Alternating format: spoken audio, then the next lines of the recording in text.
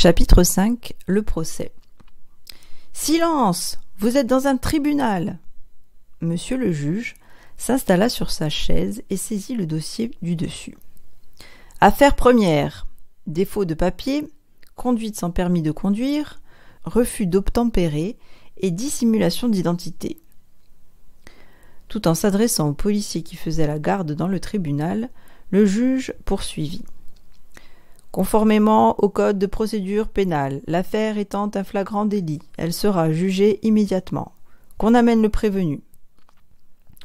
Entouré de 2 gardes, menottes au poignet, le Père Noël entra dans le tribunal. Il fut aussitôt mené jusqu'au banc des accusés.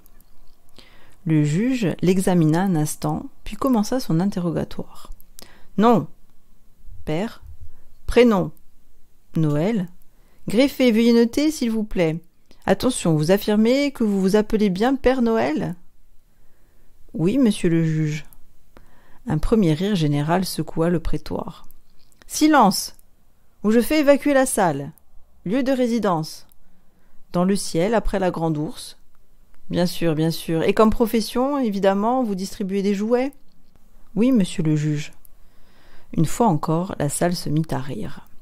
Mais au fur et à mesure que le procès avançait, par enchantement, la salle se remplissait de plus en plus d'enfants. La nouvelle, comme une traînée de poudre, s'était répandue dans la ville. Quelqu'un prétendait qu'il était le Père Noël. Pire, on allait mettre le Père Noël en prison.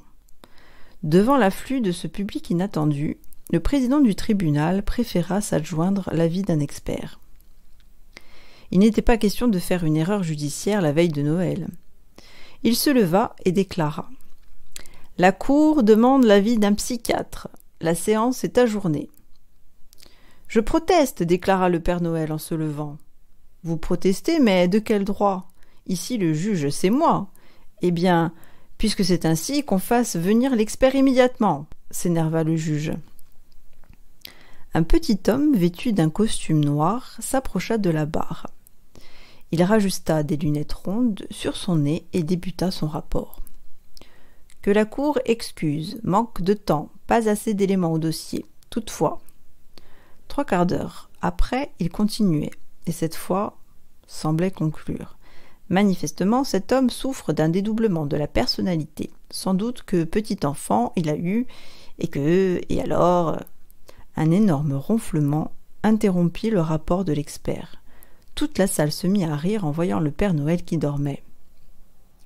Garde, réveillez le prévenu. Le juge s'adressa vertement au Père Noël et lui fit un reproche. En plus, vous insultez la cour. Mais pas du tout, si je veux offrir tous mes cadeaux cette nuit, il faut que je fasse une sieste.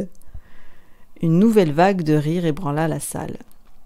Silence, ou je fais évacuer le tribunal. Et vous, soyez respectueux envers la cour, ou je vous condamne pour outrage à magistrat. Le juge avait à peine fini sa phrase qu'un brouhaha, un vacarme, un cri de douleur percèrent les oreilles des spectateurs. « Au voleur, monsieur le président, arrêtez cet homme, il m'a volé !» Monsieur Filou arrivait, ou plutôt débarquait dans le tribunal. Il hurlait au juge. « Fusillez-le, guillotinez-le, pendez-le haut et court, écartelez-le, rasez-lui la barbe, mais faites-le payer !» L'irruption de monsieur Filou détourna l'attention du public. Il brandissait dans sa main un bout de papier. Il traversa la salle et s'écroula devant la table du greffier. Toujours en criant, il bredouillait « Regardez, regardez, ce chèque, c'est une carte de Monopoly. Il a payé mon camion avec la rue de la Paix. De la monnaie de singe, je suis ruiné. » La salle, une fois encore, éclata de rire. C'en était trop pour monsieur le juge, qui se fâcha tout rouge et frappa de son marteau son bureau. « Garde, envoyez cet énergumène en prison, je m'occuperai de lui plus tard. »« Mais c'est une erreur, c'est lui le voleur, pleurait monsieur Filou. » 2 gardes, sous les applaudissements de la salle, entraînèrent monsieur Filou vers le fourgon cellulaire. Le juge, cette fois-ci, trop énervé pour continuer, s'adressa au Père Noël et rendit sa sentence. Conformément au code de procédure pénale, article numéro et alinéa, je vous condamne à 15 jours de prison, donc 15 jours fermes. Affaire suivante. Ouh, de toutes parts, on entendit les cris des enfants qui protestaient. Ouh. Mais, monsieur le juge et les enfants, silence, brigadier, évacuez la salle. Le juge se leva, épongea son front et sortit la tête bien haute. Si rien n'était fait cette nuit, le Père Noël allait dormir en prison et personne ne distribuerait les cadeaux aux enfants. Chapitre 6. La lettre. Dans sa chambre, Valentin s'appliquait. Il avait assisté à la totalité du procès, et même s'il adorait son papa, il se sentait un peu responsable. Son papa lui avait promis qu'il l'emmènerait un jour voir un procès dès qu'il aurait arrêté un bandit. Et jusqu'à aujourd'hui, à part un caniche perdu, son papa n'avait jamais rien arrêté. Valentin soupçonnait un peu son papa d'excès de zèle. En sortant du tribunal, il avait décidé que c'était à lui de réparer les erreurs des grandes personnes. Heureusement qu'il savait à qui il devait écrire. « Cher Saint-Nicolas, papa a arrêté le Père Noël. Venez vite. Valentin. » Valentin, fier de sa missive, ouvrit la fenêtre de sa chambre. Un pigeon se posa sur le rebord, prit dans son bec la lettre du petit enfant et s'envola dans les airs. « Que fais-tu là? Je t'ai déjà dit de ne pas ouvrir la fenêtre en plein hiver. Tu veux nous faire mourir de froid? »« Mais papa, c'est pour le Père Noël. »« Voyons, Valentin, je t'ai déjà dit que le Père Noël n'existait pas. Fais comme ton papa, travaille dur et un jour tu pourras rentrer dans la police. »« Oui, papa. » Sagement, Valentin regagna son lit. De ses yeux, il suivait le voyage d'un pigeon qui montait dans le ciel. Chapitre 7. La nuit de Noël. Cette nuit-là, au-dessus de la prison, un escalier de glace descendit jusqu'à la fenêtre de la cellule du Père Noël. Les barreaux s'ouvrirent comme des pétales et Saint-Nicolas, en bougonnant, délivra le Père Noël. « Saint-Nicolas, ce n'est pas ma nuit, je n'ai même pas eu le temps de me reposer. Je veux bien te sortir de ce pétrin, mais ne compte pas sur moi pour aller distribuer tes colis. Tiens, voilà les clés de ton camion. Débrouille-toi, moi je retourne me coucher. J'ai attaché ton traîneau derrière le camion. » Le Père Noël remercia chaleureusement Saint-Nicolas, mais ce dernier, toujours de mauvaise humeur, ajouta « Tu m'inquiètes, tu sais. Si tu n'étais pas aussi vieux, je ne sais pas si je ne t'aurais pas donné une fessée. Adieu. » L'escalier de glace se mit à fondre au fur et à mesure que Saint-Nicolas remontait dans l'espace. Ceux qui étaient éveillés cette nuit n'en ont pas cru leurs yeux. Il paraît qu'un énorme camion jaune flambant neuf volait dans le ciel et qu'il tirait un vieux traîneau rouge. Si le Père Noël eut quelques difficultés au début de sa livraison pour s'arrêter juste au-dessus des cheminées, très rapidement, il s'habitua à son nouveau moyen de transport et freina juste où il fallait. Grâce au camion, comme tous les ans, pas un enfant, non, pas un seul enfant ne fut oublié.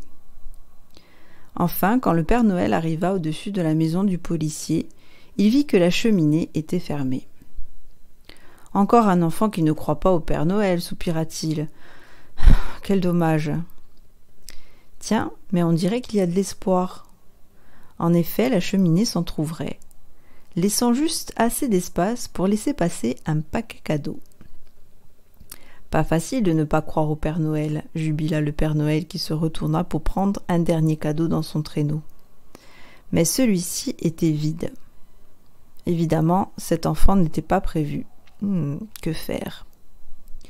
Le Père Noël se concentra, et dans une pluie d'étincelles, disparut du ciel avec son traîneau. Quand Valentin se réveilla, même s'il doutait de l'existence du Père Noël sur Terre, il préféra vérifier lui-même en allant directement au pied du sapin de Noël. On ne sait jamais. « Papa, papa, merci, il est superbe !» cria Valentin en faisant irruption dans la chambre de son père. « Mais qu'est-ce que tu racontes ? Oh papa, comme tu as deviné, il est magnifique ! Comment tu as fait? Je croyais qu'on n'avait plus d'argent. Enfin, Valentin, calme-toi, qu'est-ce que tu dis? Regarde! Valentin sortit de derrière son dos un magnifique camion jaune fluorescent avec des lumières clignotantes dans la cabine, des phares ronds qui s'allument quand on le fait rouler et même une clé de contact qui déclenche un bruit de moteur. Comme il ne lui restait plus de cadeaux, le Père Noël avait tout bonnement miniaturisé le beau camion pour l'envoyer dans la cheminée de Valentin. À partir de cette nuit-là, et dans les années qui suivirent, il paraît que lors de la veillée de Noël, le Père Noël s'arrête à chaque fois au-dessus de la cheminée de Valentin. Et pourtant, comme tous les enfants, Valentin a grandi. Comme toutes les grandes personnes trop sérieuses, désormais il fait semblant de ne plus croire au Père Noël et ferme la cheminée de sa maison au Père Noël. Comme toutes les grandes personnes? Enfin, pas tout à fait, car depuis la nuit du camion jaune, malgré les moqueries de ses collègues, le papa de Valentin, lui, croit dur comme fer au Père Noël. Et tous les enfants du monde savent bien qu'il suffit de croire au Père Noël pour que la nuit de Noël, la cheminée s'ouvre juste l'espace d'un paquet. Il suffit d'y croire, et ce n'est pas une question d'âge. Mon petit doigt m'a dit que le papa de Valentin a commandé un pistolet en chocolat pour Noël. Et toi, qu'as-tu commandé au Père Noël ?